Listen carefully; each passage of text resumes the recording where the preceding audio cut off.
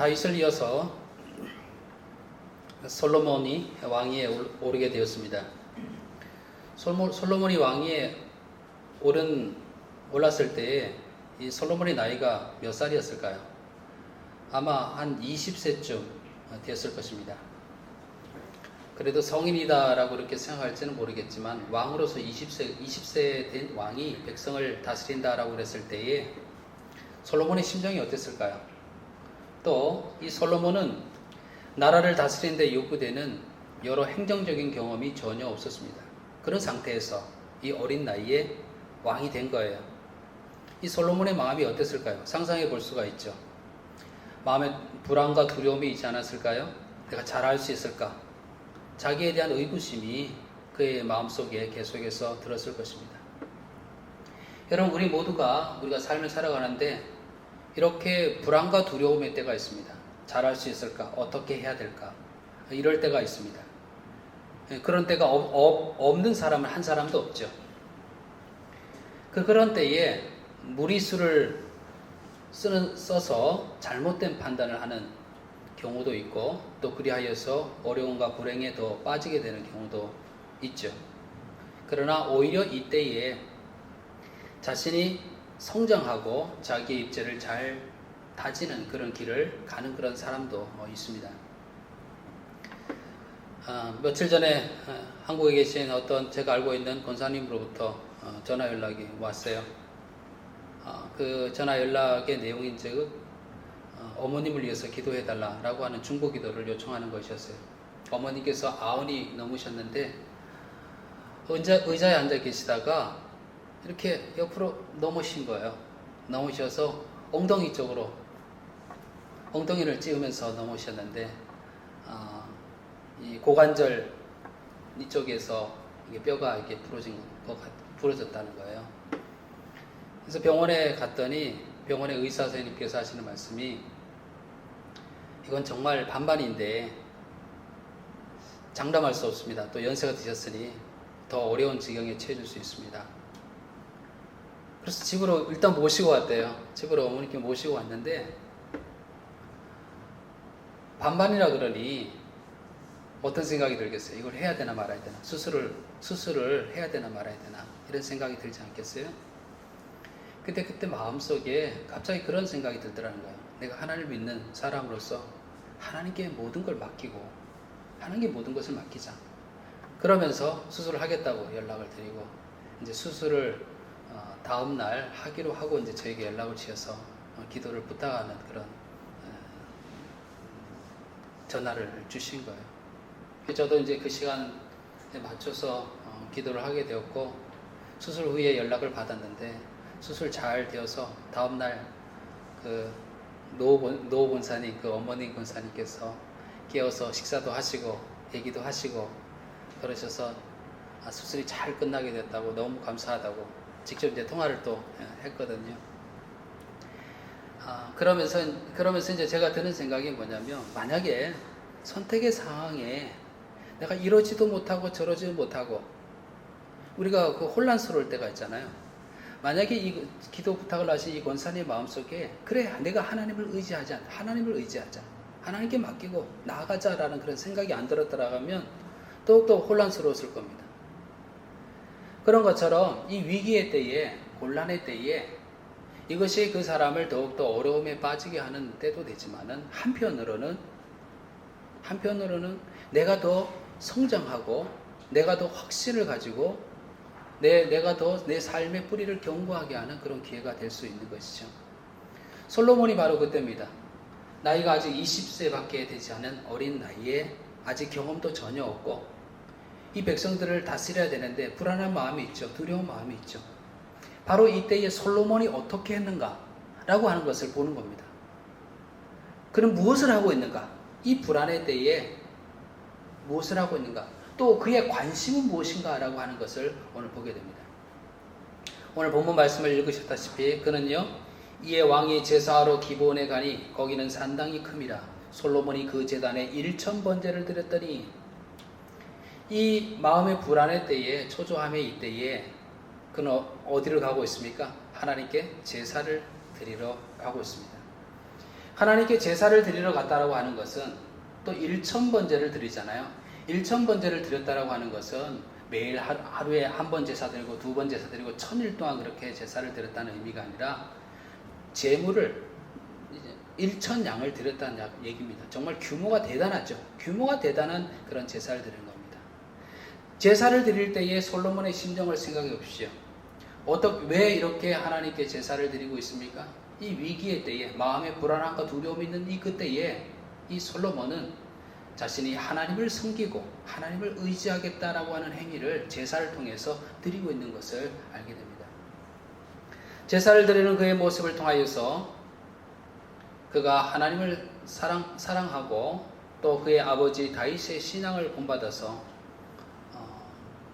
그 신앙에 따라서 행하고 있는 그의 모습을 우리는 알 수가 있습니다. 솔로몬이 이렇게 멋지게 하나님을 의지하는 마음으로 제사를 드리는 것 같은데도 뭔가 아쉬움이 있어요. 어떤 아쉬움이 있냐면, 이게 말씀을 보시면서 여러분이 이렇게 눈치채셨는지 모르겠지만요, 아쉬움이 있습니다. 오늘 본문의 1절 말씀에 어떻게 시작하고 있냐면, 솔로몬이 애굽의 왕 바로와 더불어 혼인 관계를 맺어 그의 딸을 맞이하고 다윗성에 데려다 두고 라고 그렇게 돼 있죠. 어떤 아쉬움이 있습니까? 솔로몬이 정략 결혼을 시작한 겁니다. 정략 결혼이라고 하는 것은 이방의 많은 여자들을 아내로 맞아들여서 그 이웃 나라들과 평화를 도모하게 되는 거죠. 우리가 잘 알다시피 이것은 결과적으로 솔로몬이 많은 이방 여자들과 함께 또 그 여인들이 가져온 우상의 신 때문에 솔로몬을 타락으로 이끌게 되었다라고 하는 것을 우리가 잘 알고 있습니다. 그 율법이 이야기하고 있었죠. 이스라엘의 왕이 된 자는 무엇을 많이 두지 말라고 기억하십니까? 여인을 많이 두지 말라, 아내를 많이 두지 말라고 했죠. 또 기억하십니까? 말을 많이 두지 말라 그랬어요. 군사력을 자랑하는 거죠. 말을 많이 두지 말라고 그랬습니다. 그리고 하나님의 율법을 늘 주야로 묵상하는 자가 되라라고 그렇게 율법에서 이야기했거든요. 근데 처음서부터 이 솔로몬은 보게 되면 정략 결혼을 통하여서 이방 여인과 결혼하는 그런 모습을 보게 됩니다. 또 하나 아쉬운 점은 뭐냐면 산당 제사입니다. 기본으로 가서 기본에 있는 산당에서 제사를 드렸다라고 그렇게 돼 있잖아요. 이 산당 제사는요, 당시에 가나안 사람들의 문화에 영향을 받은 겁니다. 왜 산당이라 그러냐면 산 꼭대기에 세워진 그 제사하는 곳이에요. 왜 산 꼭대기에 세웠을까요? 산 꼭대기가 하나님 그 신과 가장 가까운 곳이라고 생각을 하는 거예요. 그래서 산당들이 여러 곳에 세워진 것입니다. 물론 아직 솔로몬의 성전이 지어지지 않았기 때문에 그 당시에 있었던 산당에서 제사를 드리는 그런 영향에서 벗어날 수가 없지요.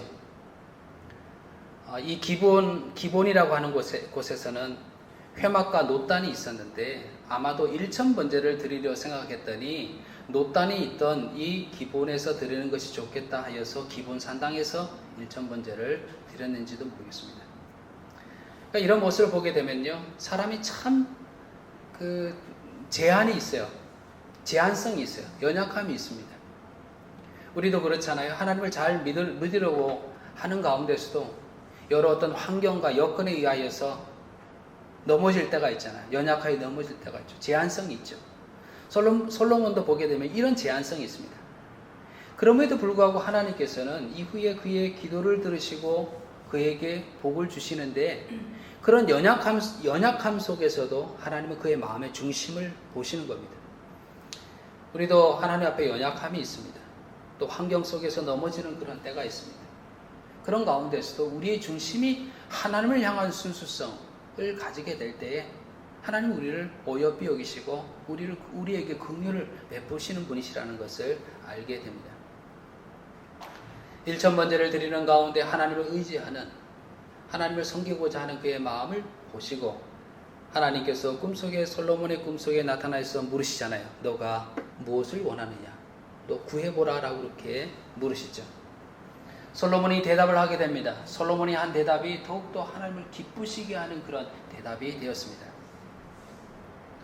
먼저 솔로몬은요, 자기의 연약함을 그대로 하나님께 드러내 놓습니다.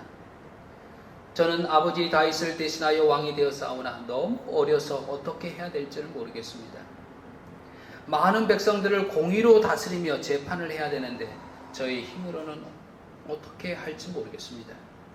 저에게 듣는 마음을 주시고 이 듣는 마음을 가지고 백성을 재판하여서 선악을 분별하도록 해 주십시오 라고 정직하게 고백하며 또 재판을 받는 백성을 생각하여서 그런 의도를 가지고 지혜를 구하는 솔로몬의 모습입니다. 이를 하나님께서는 흡족히 여기셨습니다. 솔로몬이 이것을 구하며 그 말씀이 주의 마음에 든지라, 하나님의 마음에 들었대. 솔로몬의 그 연약성이 있음에도, 솔로몬의 이 제약성이 있음에도 불구하고 그의 마음의 중심의 순수함을 가지고 정직하게 자기의 연약함을 고백하고 백성을 위해서 바른 판단을, 재판을 하기는 그 원하는 그의 마음을 보시고 하나님께서는 그 마음에 드셨다라고 그렇게 되어 있습니다. 여러분, 이게 간단한 말이지만, 하나님 마음에 들었다라고 하는 말이 너무 간단한 말이지만 얼마나 사실 복잡한 말입니까? 너는 내 마음에 드는 자야 라고 하나님께서 우리에게 말씀하신다 그러면 얼마나 이 가슴 벅찬 일입니까? 사람들 사이에서도 정말 아무개 집사님은 정말 내 마음에 꼭 들어, 이런 말을 들으면 어때요? 정말 마음에 꼭 들어라고 그런 말을 들으면 정말 가슴 뛰잖아요. 아우, 감사하죠. 그러면서 마음에 즐거움이 있잖아요. 근데 하나님의 마음에 들었다 이거죠. 이런 솔로몬의 모습을 보게 될 때 자연스럽게요, 솔로몬이 이런 간구를 하게 될 때에 하나님께서 마음에 들었다라고 하는 이 말씀을 보면서 자연스럽게 우리는요, 우리가 하나님께 드리는 간구 있죠. 우리의 기도에 대해서 생각해 보게 됩니다. 우리의 기도를 들으시는 하나님, 그 하나님께서 우리의 기도에 대해서 어떤 마음을 가지실까? 라는 그런 생각을 해보게 됩니다. 그래서 오늘 말씀을 통하여서 우리의 기도는 어떤 기도가 되어야 될 것인가? 우리의 기도에서 어떤 질문을 하는 가운데 하나님의 마음에 드는 기도, 하나님 마음을 기쁘게 하는 그런 기도를 드릴 수 있을까라는 것을 생각하게 됩니다. 제일 먼저 우리는 기도하는 삶을 살아가는 가운데 이런 질문을 해볼 수 있습니다. 내가 하나님께 기도하게 될 때에 나의 모습을 정직하게 고백하고 있는가? 라고 하는 질문을 드릴 수가 있습니다. 하나님 마음의 중심을 보시는 분이잖아요. 사람과 사람 사이에 대화할 때는요, 마음의 중심을 감출 수가 있잖아요. 내 의도를 감출 수가 있잖아요. 그런데 하나님은요, 내 마음의 중심을 보시는 분입니다. 내 의도를 아시는 분이시죠. 내 모든 것을 다 아시는 하나님이시라면 하나님 앞에 나아가게 될 때 최선은 뭡니까? 내 모든 것을 다 아시는 분이시라면 최선은 뭡니까? 정직하게 나아가는 겁니다. 내 안에 있는 죄악을 이미 아시는 하나님께서 내 죄악을 내놓고 나가는 겁니다. 내 상처를, 내 안에 있는 분노를, 나의 연약한 모습을 그대로 하나님께 나아가는 겁니다. 그럼 그에게 하나님께서 긍휼을 베푸시는 것입니다. 여호와는 의로우사 의로운 이를 좋아하시나니 정직한 자는 그의 얼굴을 배우리로다. 누가 하나님의 얼굴을 배운다고요? 정직한 자는 하나님의 얼굴을 배우리로다. 솔로몬의 간구를 보면서 우리의 기도를 생각하게 될 때 정직하게 하나님께 나가는 거죠. 나의 연약함을 그대로 고백하며 나의 죄악을 고백하며 그대로 나아가는 거죠. 신약에 보면 예수님께 나온 어떤 한 아버지가 있었습니다. 자식이 귀신 들린 자녀를 둔 아버지였습니다. 예수님께서 그 자리에 없고 예수님의 제자들이 있는지라 제자들에게 자신의 아이를 고쳐줄 것을, 귀신을 쫓아줄 것을 요청했지만은 귀신을 쫓아내지 못했습니다. 이후에 변화산에서 내려오신 그 예수님을 보고는 예수님께 달려가서 그 아버지가 예수님께 말씀드리죠. 주님, 할 수만 있거든요. 우리 아이를 고쳐주십시오. 당신이 할 수 있다면, 이런 가정을 하게 되잖아요. 할 수 있다면. 그럴 때 우리가 잘 아는 말씀을 예수님께 하시잖아요. 할 수 있거든요. 웬 말이냐? 믿는 자에게 능치 못할 게 없다라고 그렇게 얘기를 했잖아요. 할 수 있거든요. 웬 말이냐? 너가 왜 그런 말을 하느냐? 할 수 있다라고 하는 가정을 그렇게 하느냐? 그럴 때 이 아버지가, 그 아이의 아버지가 이렇게 소리 지르며 얘기합니다. 제가 믿나이다. 나의 믿음 없는 것을 도와주소서. 라고 그렇게 얘기를 합니다. 예수님 앞에 사실은 본인이 믿음이 있는 것처럼 행동할 수 있단 말이에요. 그런데 예수님의 말씀 앞에 이 아버지는요, 자기의 모습을 그대로 내놓습니다. 저의 믿음 없는 것을 도와주십시오. 믿음 없는 것을 도와주십시오. 라고 얘기하는 겁니다. 자신의 믿음 없음을 정직히 고백하며 도움을 요청하는 그 아버지의 간구를 예수님께서 들으시고 자녀를 구원해 주시게 되죠. 귀신이 쫓겨나며 그 자녀가 구원을 받게 되는 것을 보게 됩니다. 다윗 왕이 바세바와 범죄한 이후에 또 그의 남편 우리아를 죽음으로 모은 이후에 그 죄에 대해서 지적을 받았죠. 다윗이 자신의 죄에 대해서 회개하며 하나님께 기도하는 가운데 그가 기도한 내용 중에 이 기도가 있습니다. 하나님이여 내 속에 정한 마음을 창조하시고 내 안에 정직한 영을 새롭게 하소서. 내 안에 정직한 영을 새롭게 하소서. 회개 기도를 하면 그냥 하나님께 하나님 제가 잘못했습니다. 용서해 주십시오 라고 하는 것이 회개 기도라고 생각되잖아요. 그죠? 그래서 저는 이 시편 말씀을 볼 때마다 왜 다윗이 정직한 영을 새롭게 하소서라고 이야기했을까라는 그런 생각이 늘 들었어요. 정말 하나님께 회개하여 나아가서 내 속에 회복되어야 될 것은 하나님 앞에 정직함이다라고 하는 것을 너무나 다윗은 잘 알고 이렇게 기도하게 된 거죠. 사랑하는 여러분, 우리가 하나님께 기도하게 될 때에 이 기도가 정말 하나님께서 기뻐하는 기도가 될 수 있다면, 솔로몬에게 얘기했던 것처럼 하나님의 마음에 든 그런 기도가 될 수 있다면 얼마나 벅찬 기도가 되겠습니까? 가슴 벅찬 기도가 되겠습니까? 하나님을 기쁘시게 하는 기도, 먼저 어떤 기도였습니까? 정직한 기도입니다. 정직한 영을 가지고 하나님께 내 모습을 내어놓는 거예요. 나의 믿음 없음을 도와주소서. 나의 죄악을 주님 아십니다. 나의 죄악을 주님께서 사해 주옵소서. 나의 연약함을 아십니다. 내 마음속의 분노와 나의 상처를 아십니다. 내 속에 있는 쓴뿌리를 아십니다. 하나님, 저를 도와주세요. 이런 정직함으로 나아가는 것이죠. 이것이 하나님의 마음에 들고 하나님 마음을 기쁘게 하는 기도가 된다는 것을 보게 됩니다. 또 솔로몬의 기도는요, 우리로 하여금 우리의 기도가 어떤 기도인가라는 것을 질문하게 하냐면, 정말 내 기도는 하나님께서 내게 주신 이 직임을, 내게 주신 이 사명을 잘 감당하기 위하여서 기도하고 있는가라는 것을 질문하게 합니다. 솔로몬은요, 하나님께 말씀드리기를, 하나님의 은혜로 아버지를 이어 제가 왕이 되었습니다. 나로 왕이 되게 하신 것은 하나님의 은혜입니다. 그렇게 하나님께 고백을 했습니다. 하나님이 자기를 세웠다는 거죠. 하나님께서 저를 왕으로 세웠는데, 솔로몬의 기도는 하나님께서 세우신 이 직임을 잘 감당할 수 있도록 능력을 주십시오, 지혜를 주십시오라고 기도하고 있는 것입니다. 솔로몬이 강구했던 능력, 이것은 분별하는 지혜죠. 통치자로서 가져야 될 정말 최고의 능력이 이것 아닌가 생각합니다. 분별의 지혜. 리더자가 바르게 분별해야 뒤따르는 사람들이 바른 길을 갈 것 아니에요? 멸망의 길로 갈 것이 아니라 바른 길을 갈 것이 아니겠어요? 근데 생각해 보게 되면 이것은 왕으로서의 가장 중요한 덕목뿐만 아니라 우리가 이 땅에서 살아가는 우리 그리스도인들에게 있어서 정말 중요한 능력이 중요한 것이 이 분별의 지혜다라는 것을 우리는 생각하게 됩니다.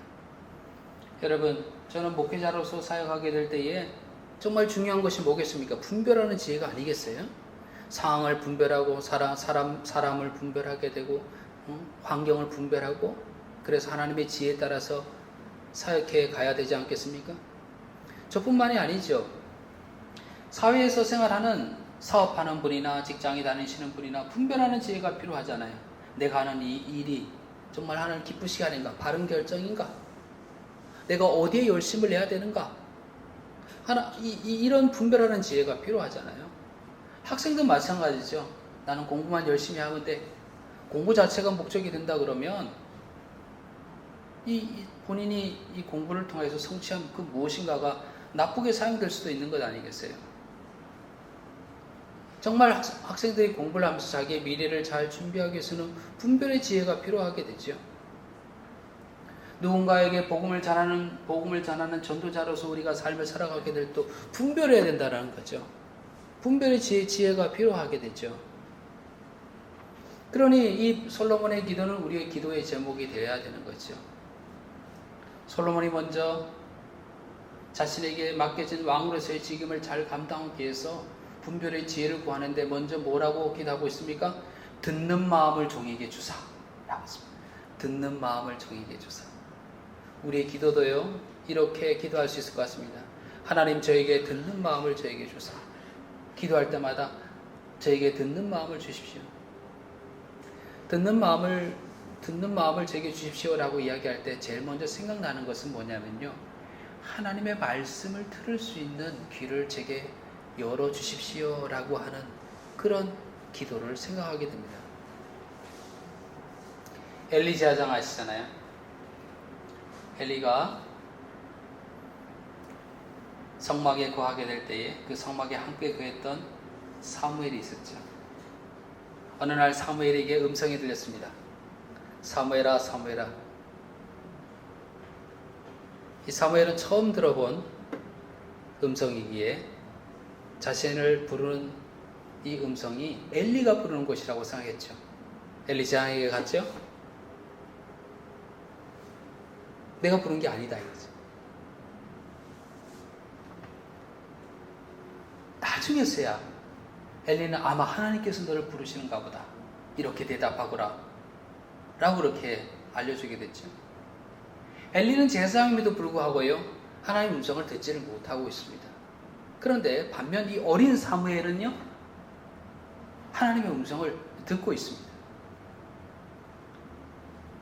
그러니 하나님의 음성을 듣지 못했던 이 엘리 제사장 때에 이 엘리가 얼마나 영적으로 어두웠는지를 영적으로 분별력이 어두웠는지를 단적으로 보여주고 있죠. 우리가 기도해야 될 것은 하나님께서 내게 그분의 뜻을 내게 들려주시고 내 그 뜻 따라 행해갈 수 있도록 하옵소서라고 하는 기도가 우리의 기도의 제목이 되어야 된다는 것을 생각하게 됩니다. 바울이 복음을 전하는데 우리는 바울이 정말 힘있게 아무런 낙심 없이 복음을 전한 것 같아도 사도행전을 보게 되면요 곳곳에서요 그런 정말 암울했던 그런 시기, 그가 고난을 받고 죽음 가운데 있었던 그런 시기들이 있었습니다. 그때마다 하나님께서는요 그에게 말씀을 들려주시는 가운데 그를 다시 일으키십니다. 고린도 지역에서 복음을 전하는 가운데 하나님께서 이렇게 바울에게 음성을 들려주십니다. 밤에 주께서 환상 가운데 바울에게 말씀하시되 두려워하지 말며 침묵하지 말고 말하라. 내가 너와 함께 있음에 어떤 사람도 너를 대적하여 해롭게 할 자가 없을 것이니 이는 이 성중에 내 백성이 많음이라 하시더라. 고린도에서 복음을 전하기 위해서 그를 낙심케 하는 그런 상황에 처했을 때도 하나님의 말씀을 들려주심에 그가 복음에 대한 열정을 이어가게 됩니다. 그가 그 예루살렘에서 본인이 결박당할 것을, 잡히게 될 것을 알면서도 예루살렘에 올라갔잖아요. 예루살렘에서 결박당했을 때에 하나님께서 이런 말씀을 들려주십니다. 그날 밤에 주께서 바울 곁에 서서 이르시되 담대하라. 너가 예루살렘에서 나의 일을 증언한 것 같이 로마에서도 증언하여야 하리라. 말씀이 그를 다시 일으키는 겁니다. 하나님의 음성이 그를 다시 복음을 향한 열정으로 타오르도록 그렇게 하는 것이죠. 그러니 우리의 기도에 있어서 주의 음성을 듣게 하옵소서, 주의 뜻을 깨달아 알게 하옵소서라고 하는 이 기도는 얼마나 중요한지 모르죠. 성경이 완성되기 전에 구약시대 때 보게 되면 오늘도 이 솔로몬에게 말씀하시는데 어디서 말씀하십니까? 솔로몬의 꿈 가운데 말씀하시잖아요. 이것은 성경이 완성되기 전에 여러 계시의 방편들이 있었습니다. 그런데 지금 우리에게 기록된 성경 말씀이 있잖아요. 모세 감동으로 우리에게 성경 말씀이 주셨습니까? 성령의 감동으로 우리에게 주신 하나님 말씀이 있습니다. 하나님 말씀을 통하여서 우리의 길을 열어주시고 우리로 하여금 주의 음성을 듣게 하시고 주의 뜻을 따라 행할 수 있도록 하신다라고 하는 겁니다. 그러면은 구약에는 그렇게 직접 하나님께서 말씀하셨는데 지금은 그렇게 직접 말씀하시지 않는 것이냐? 말씀하실 수 있죠. 하지만 대부분 하나님께서는 기록된 성경 말씀을 통해서 우리로 깨닫게 하시고 혹 만약에 주님께서 특별하게 말씀하셨다라고 하면 그것은 성경에 정확하게 부합될 것입니다. 그렇죠. 왜냐하면 성경 말씀이 하나님의 말씀이기 때문에 그렇습니다. 그러니 우리는 우리의 들을 길을 열어주시고 라고 하는 기도를 통해서 말씀을 통하여서 우리는 주의 음성을 듣습니다. 말씀을 통해서 내가 어떻게 해야 될지를 알게 됩니다.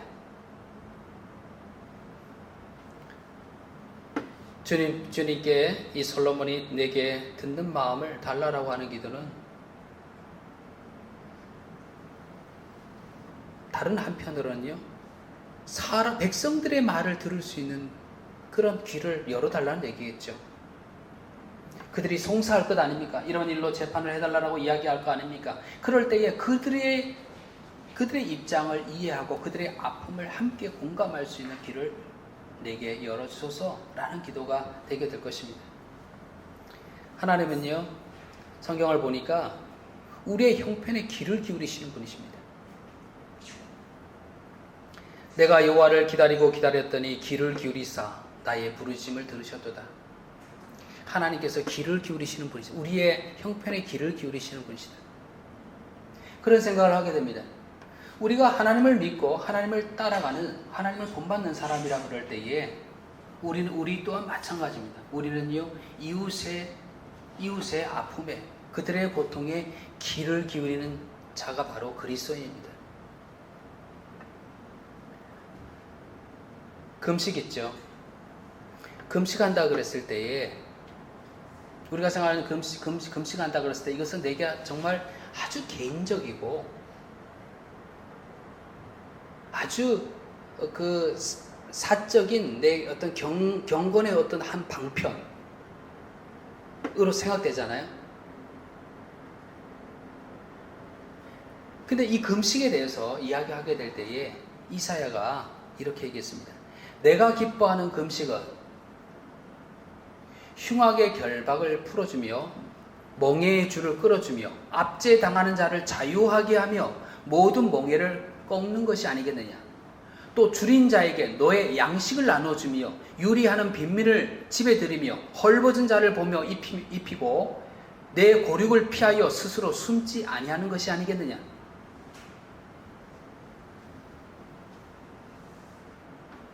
왜 이런 말을 하게 되냐면 사람은 금식을 한다고 이야기하면서 금식 자체가 자기의 의의가 되어서 나는 금식을 해.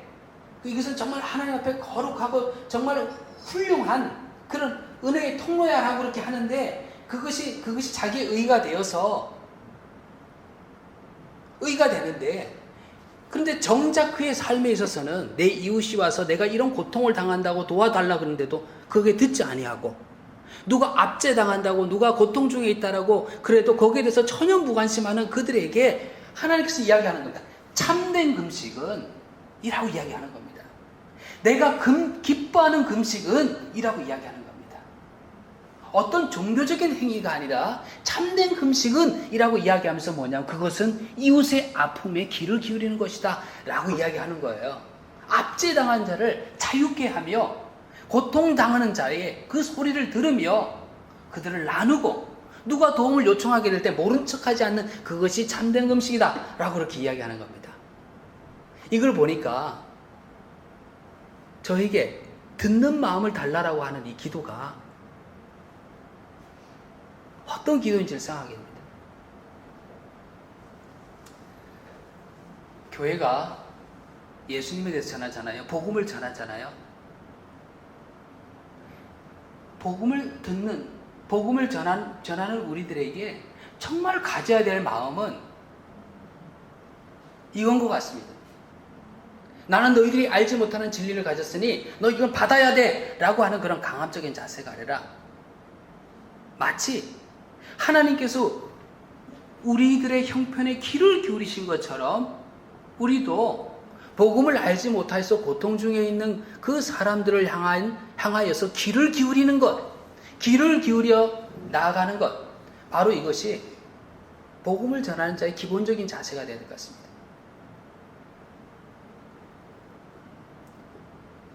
우리 그리스도인들이 반성하면서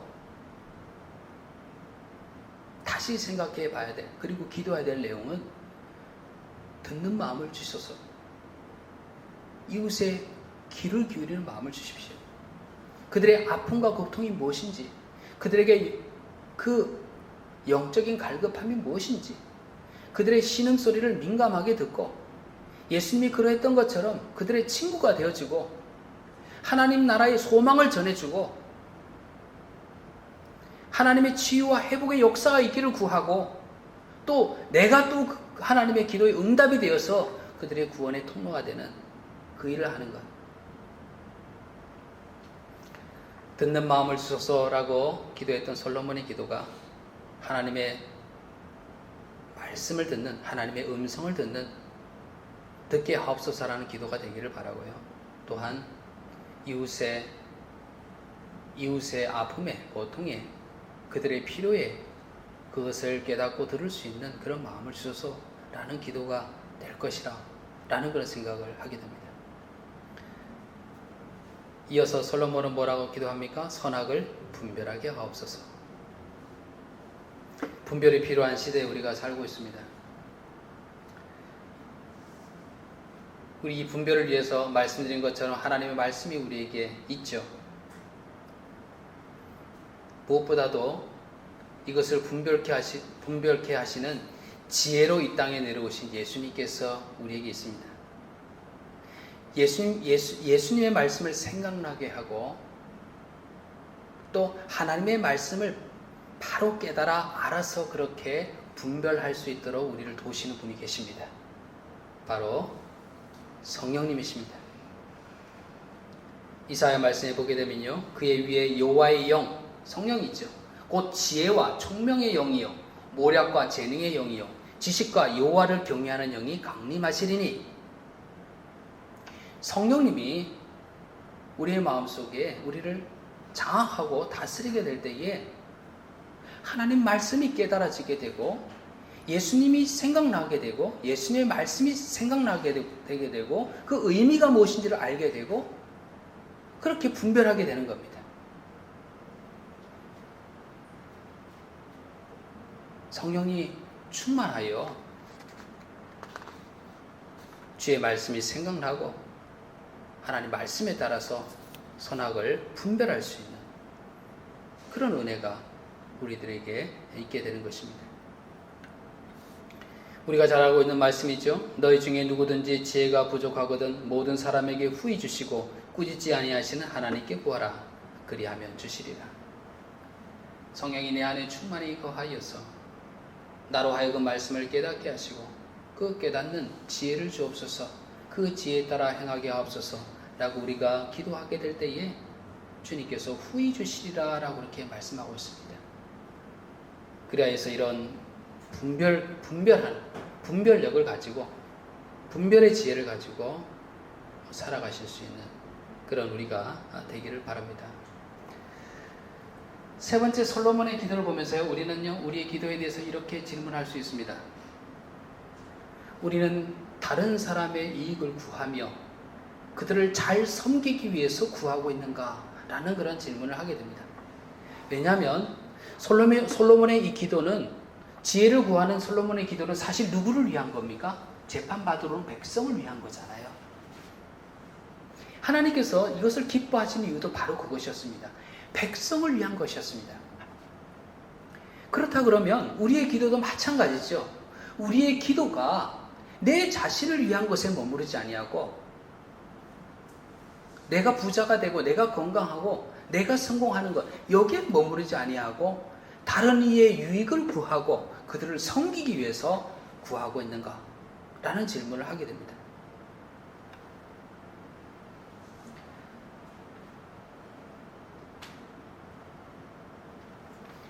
병든 친구를 뒀던 친구들이 예수님의 소문을 들었습니다. 이 친구를 예수님께 데려가면 꼭 나을 것 같은 거예요. 그래서 이 친구를 4명이서 들것에다 이렇게 메고, 매트에다가 메고 예수님을 찾아가게 됩니다. 근데 사람들이 가득해서 예수님이 가까이 갈 수 없는 거예요. 어떡합니까? 성경을 봐서 우리 잘 알잖아요. 어떡합니까? 지붕을 뚫어서 내리는 거예요. 지붕에 구멍을 내서 이렇게 밑으로 내리는 거예요. 예수님께 직접 이렇게 내리는 거예요. 근데 그 말씀을 보니까 예수님께서 그들의 믿음을 보시고 그 사람을 치유하십니다. 우리는 보통 생각하게 되면 그 사람의 믿음이 보통 죄를 사하고 그 치유를 가져오잖아요. 그런데 그 말씀은 독특하게도 뭐냐면 이 친구를, 병든 친구를 낫게 하고자 하는 그런 열망을 가지고 지붕까지 뚫어서 내린 이 친구들의 믿음을 보시고 그 병든 자를 낫게 하는 것을 보게 됩니다. 예수님을 감동케 했던 것은 뭡니까? 이 친구를 생각하는, 바로 함께 같이 온 이 4사람, 그 사람의 마음이 얼마나 귀하게 생각되는지 모르는 겁니다. 이것이 감동이 되어진 겁니다. 예수님께서 이렇게 말씀하셨잖아요. 내 계명은 곧 내가 너희를 사랑한 것 같이 너희도 서로 사랑하라 하는 이것이니라. 사람이 친구를 위하여 자기 목숨을 버리면 이보다 더 큰 사랑이 없나니 너희가 내가 명하는 대로 행하면 곧 나의 친구라. 예수님 스스로도요, 우리를 위해서 자신이 목숨을 버리셨잖아요.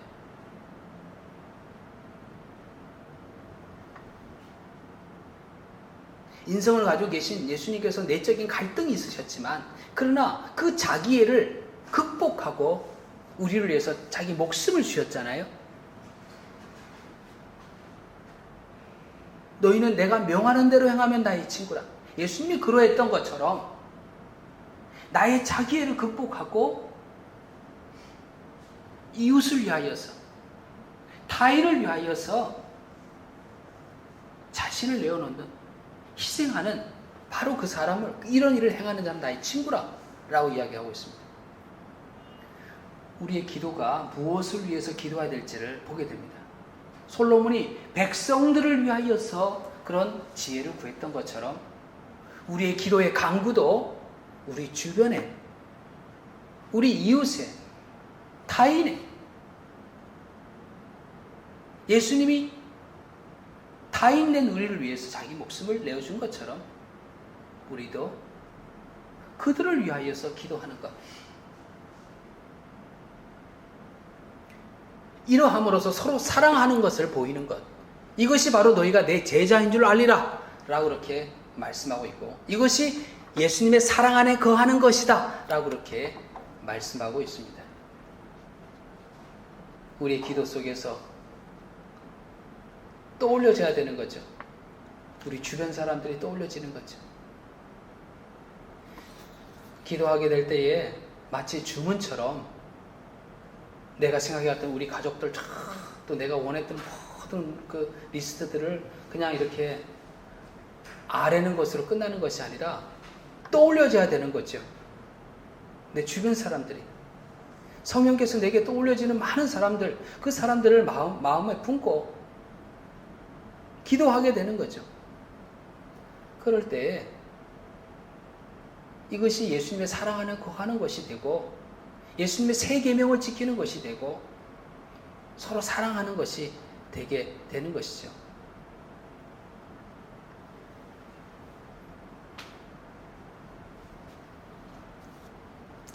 아이가 자라난다는 게 어떻게 뭘 보면 알 수 있습니까?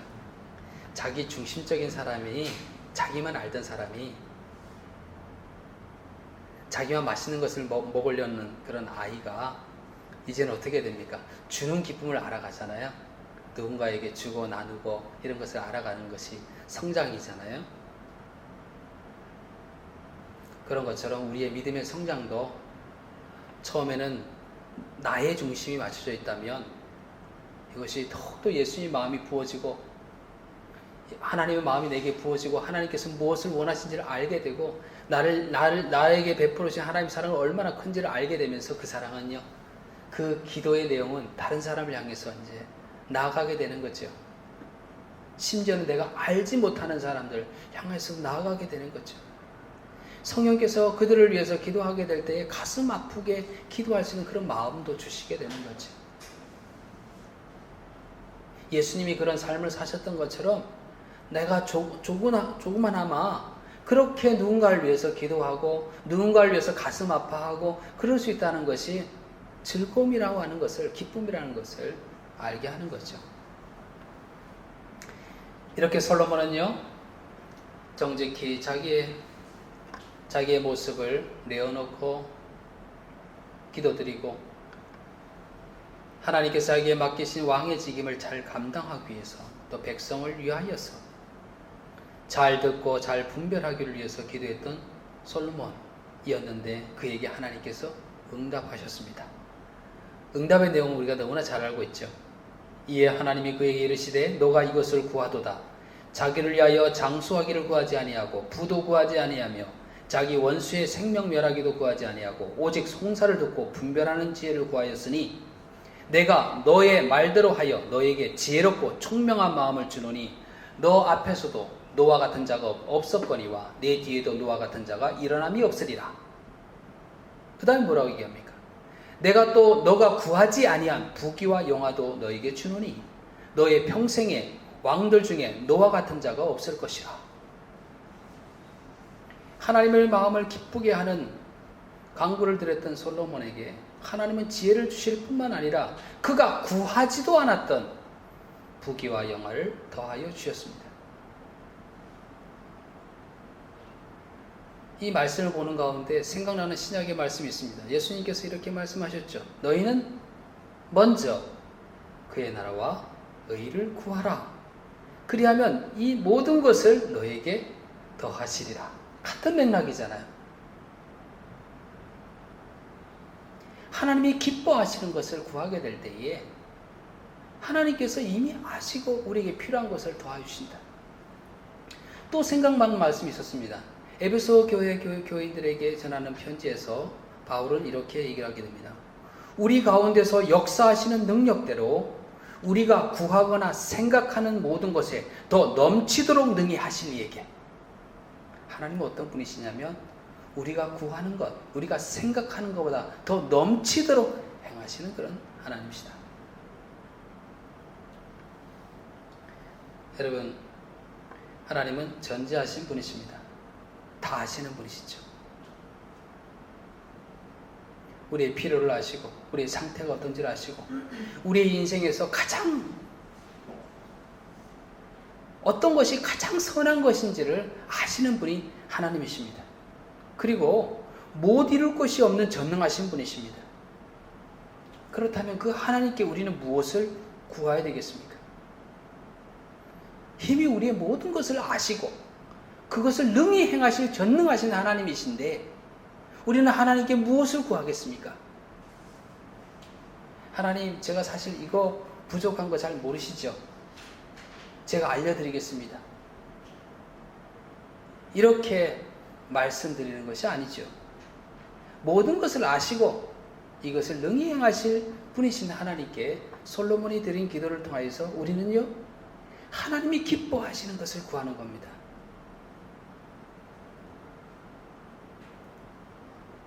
겸손히 나를 하나님께 내어놓고 하나님의 음성을 잘 듣는 귀가 열리도록, 이웃의 아픔을, 이웃의 그 신음소리를 잘 듣는 귀가 열리도록 기도하는 가운데 성령님 내게 충만히 임하셔서 나로 하여금 분별하는 지혜를 주옵소서 라고 그렇게 드리게 되는 겁니다. 내 이웃을 위하여서 예수님께서 말씀하신 그 세 계명, 내 이웃을 서로 사랑하기 위하여서 그들을 위하여서 구하는,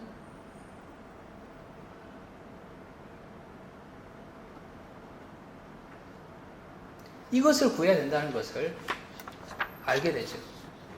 그럴 때 말씀에서 이야기했던 것처럼요, 솔로몬에게 하나님께서 더하여 주셨던 것처럼요, 그의 나라와 의를 구하는 자에게 더하여 주시는 하나님의 은혜가 우리가 구하는 모든 것에 더 넘치도록 주시는 하나님의 은혜가 우리에게, 우리의 삶에 가득하시기를 간절히 축원을 드립니다.